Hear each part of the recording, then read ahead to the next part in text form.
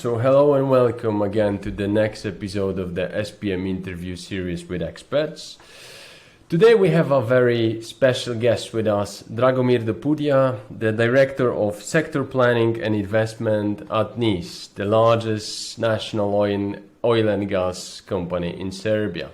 Before we get into the details, I would like you to introduce yourself shortly to us and to our audiences, telling a few words about yourself. I've been working in the oil industry for, let's say, last 15 years. I work in the investment and monitoring function, in economic function, and our main responsibility is to give methodological support, approve investment, and do the portfolio planning for the entire company and all the subsidiaries of our company. So for the entire NIS group. And also I'm the, I won't say only window, but one of the few windows for direct communication with our mother company about all the investment questions, procedures, and processes. How did you actually get involved in this space? Have you been always into finances and you got this chance to sort of like switch to your career so that you got involved in investment appraisal? I first started as an account in a small accounting firm, and after that I thought, well, let's call it a career switch from that to investment appraisal. But at first it wasn't just like, smooth switch. I went from, accounting to more of a junior analysis, analyst in NIS, where I was mostly focusing, or what was most of my part was consolidating various data linked or connected to investments, plans, documentation, writing some, procedures and simple stuff like that. And over the years, as my experience grew, as the business was growing, I got more and more responsibilities, and I had to learn a lot of stuff about financial modeling, portfolio planning, but first it was portfolio planning in project management, not financial portfolio, but more of a PM portfolio management and planning. And then I learned that there is a big difference between that and financial portfolio planning, where you focus more on the results of the project, benefits, returns, and everything, and not so focusing on the available resources and the timelines of the projects in portfolio. We sometimes say that this strategic portfolio management is all about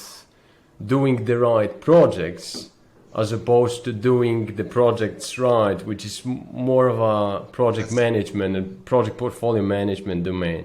Both of them require really different mindsets and really different sets of skills. I learned that while trying to get trainings concerning the portfolio management. 95% of all training that was offered for that was for project managers. Right. Very little training or very little, understanding or anything based on the financial portfolio management. So I know that you've been also involved in a large-scale projects and initiatives, and the one that might be particularly interesting for us and for our audience is this, I think, CHP plant. Was it in Pančevo? I'm not sure Yes, if I... in Pančevo, combined heat and power plant. And the power plant was put into the operation last year. Quite unfortunately, because we know what happened last year, so there was a lot of problems securing the gas and everything. But yeah, it was a huge project, huge, deal for us, and it's something that will help the energy stability of Serbia. That was the initial idea of that project. The biggest challenges, I would say, is managing to find common grounds with the other stakeholders, especially the big stakeholders in the project. Trying to see how do they view the project, what do they expect out of the project, what kind of assumptions are they using, are they aligned with ours, or we need to negotiate which ones are, more realistic, and try to defend our position on that project, try to understand theirs, and find a common ground.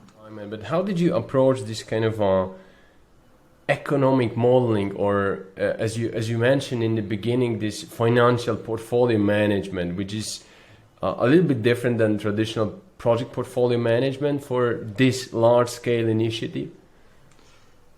I would say the biggest concern for us was, the repay of investment, or when do we can expect, return, any kind of return. I won't say, dividends or anything like that, but, that's a project that we did using the financing from the banks. So in those kinds of projects, it's always, you need to repay the loan to the bank first, before you can expect any kind of significant return or your initial investment. So it was important to us to understand when we can expect return on that. What kind of macro parameters are they using? What kind of fixed and variable expenses are they planning? And are they in line with our initial assumptions? And what is the difference in what we can do?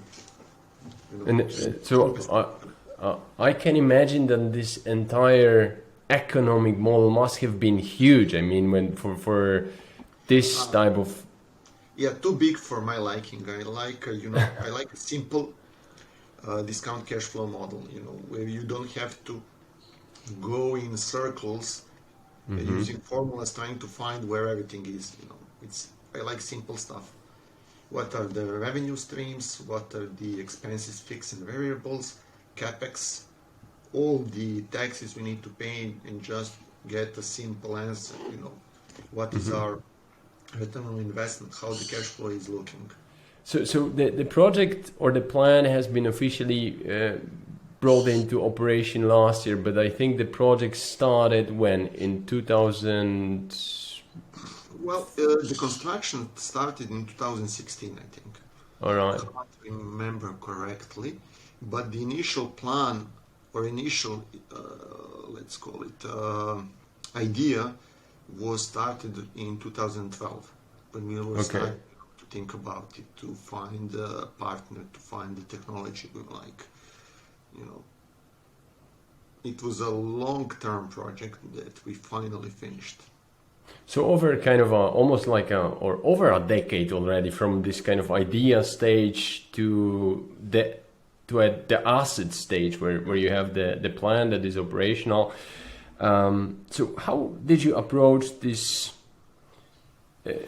challenge that you plan like initially, and then you need to sort of adapt your planning to the changes in the markets or other conditions that may actually impact your entire business case? So what is your strategy for that at least? Like how do you manage that for such a kind of large scale multi-year initiatives? In 2015, oil crash. And just as we recovered and the construction was underway, we had the COVID in 2020. Yeah. So everything was super slow, and it took so much time to finish. And there were extra costs because of that. But basically, it's difficult to control a project like this. I know for some, companies, and this is not such a huge scale of a project, but for us it was a pretty big project and pretty complex project. And it was integrated into one of our main refinery in Pančevo. So there was additional processes of integrating that into an already existing process for supplying energy and heat. You mentioned for this particular initiative, you mentioned this kind of a stakeholder alignment, and I assume we are talking here about C-level stakeholder alignment as one of the main challenges. So how do you actually overcome that with portfolio management? We did a lot of sensitivity analysis, a lot of factor analysis, a lot of let's say prognosis. What will happen if we change one of parameter, or if we change another parameter? How does it impact the profitability for project if we, increase or decrease OPEX? Or, fixed expenses are too big. You're expecting, I don't know, increase in salaries or whatever, but that is going to decrease the efficiency of the project so much that the first payback we will see not, I don't know, in 5, but in 7 years. That's not acceptable by a standard. Let's see what we can do. Or your prices are not realistic. Let's do a sensitivity using our set of macro parameters and see what we get.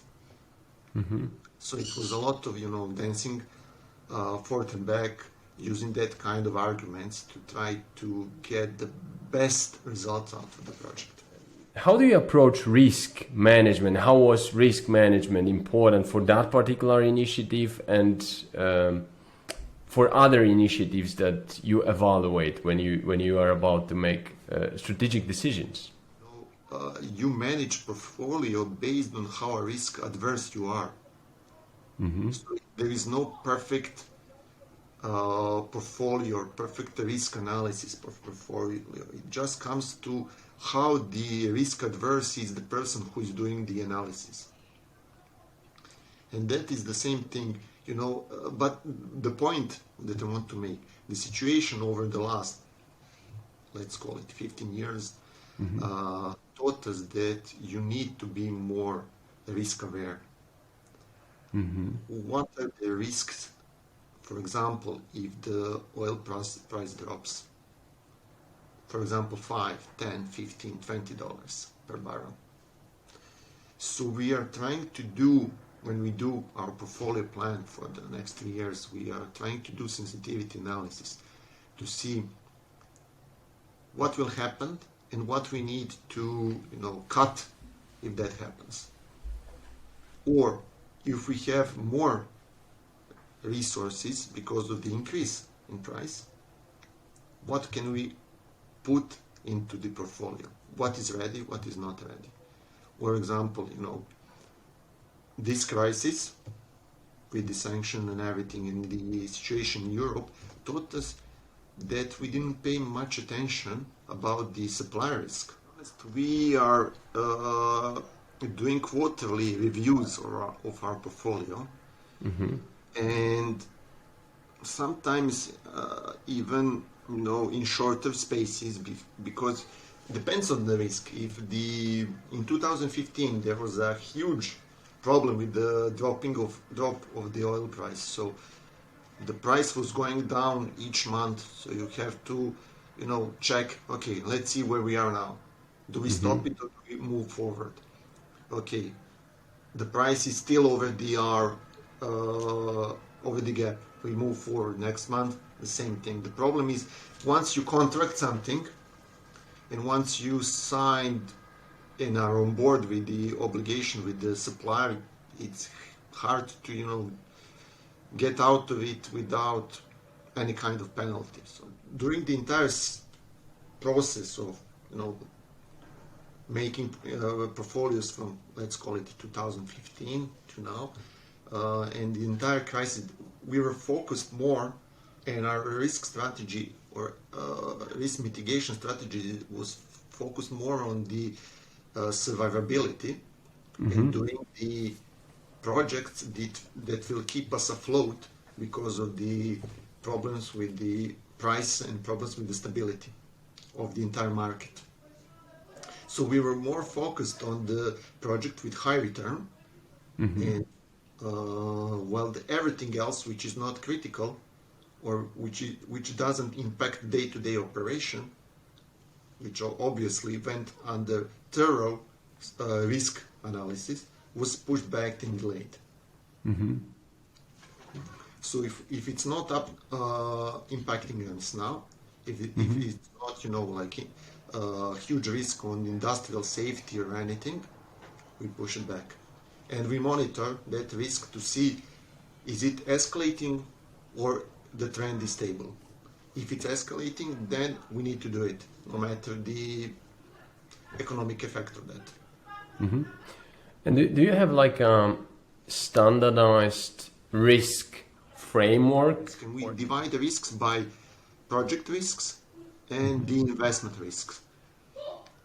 Basically, project risks are linked to the development phase of the project and the realization risk.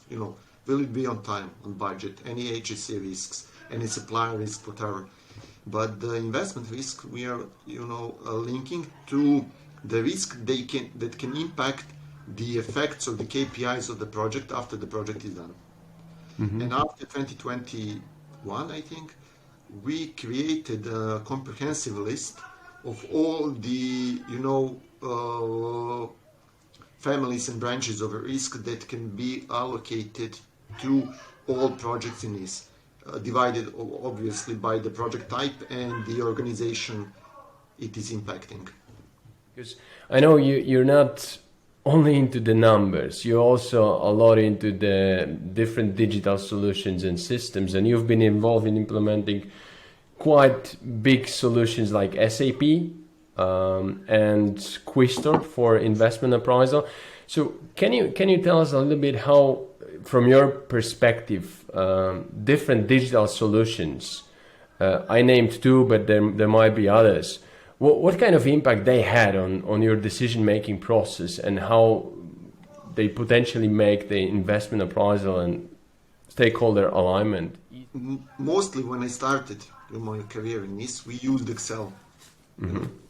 Excel is quite fine for some kind of analysis, short terms, without a lot of data and anything, but it takes a lot of man hours to do it. A lot of people need to send you data. You need a lot of time to summarize it, and then when you do it, then you can do some quick and nice analysis. But still, you need to then use PowerPoint to present the result to the management.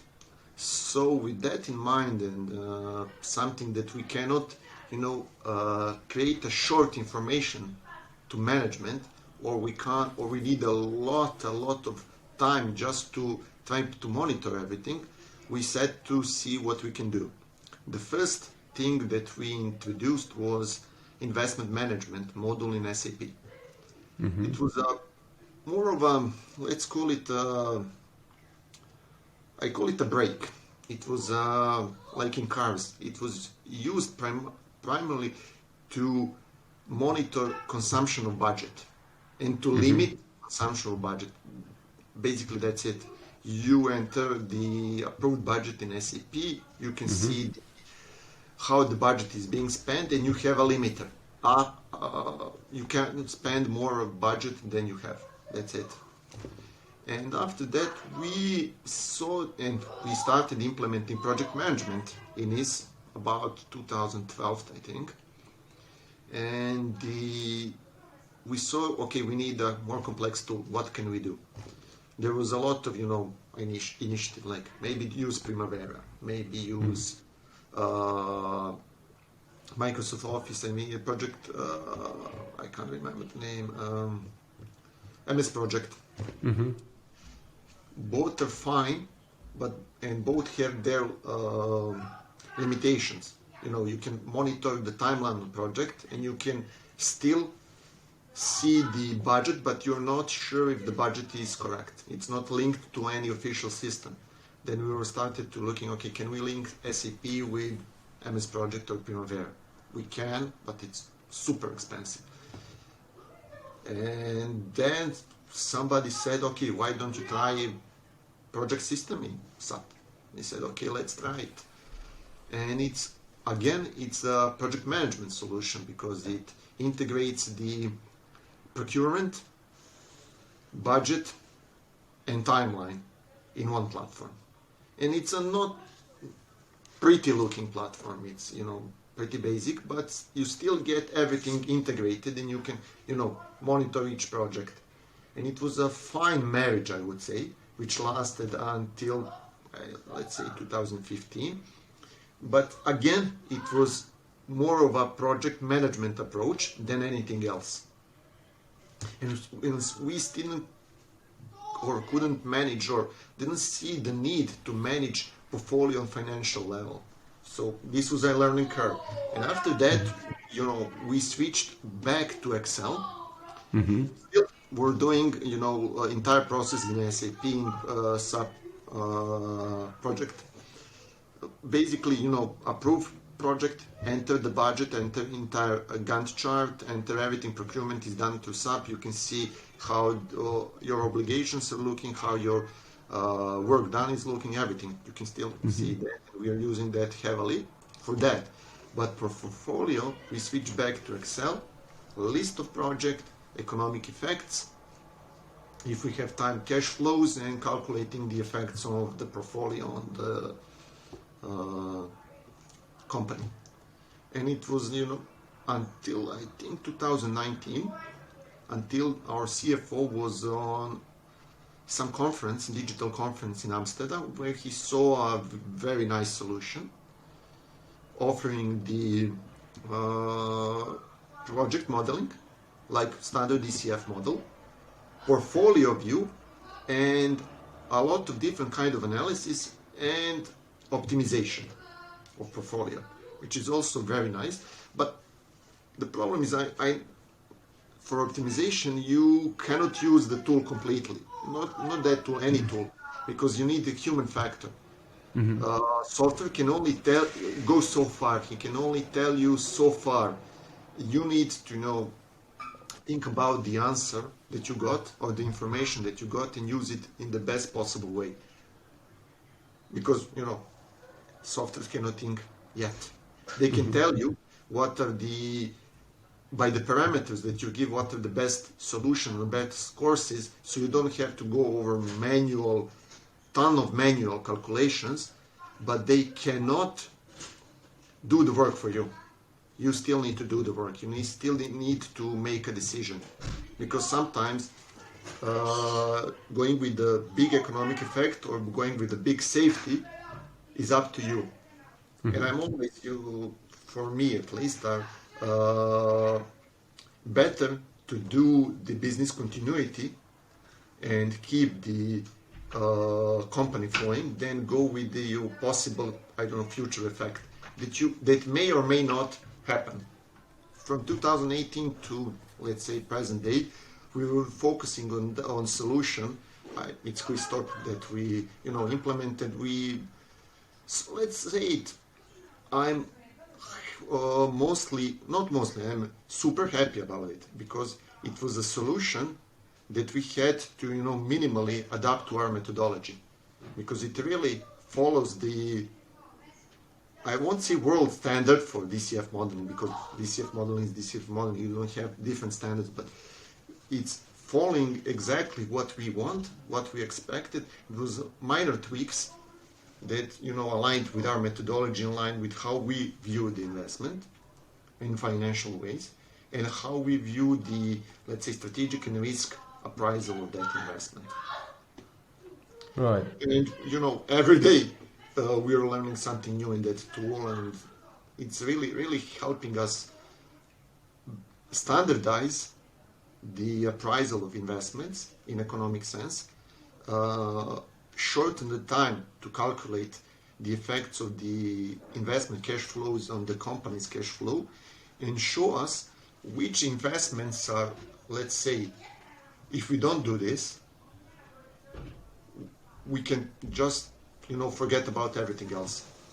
These 3 or these 5 investments are top. Everything else is not important. So Right. if we don't do this right, I don't want to say we can close shop because it's not that, but the other things doesn't matter. So far, the Quiztop gave us a big bang for the buck.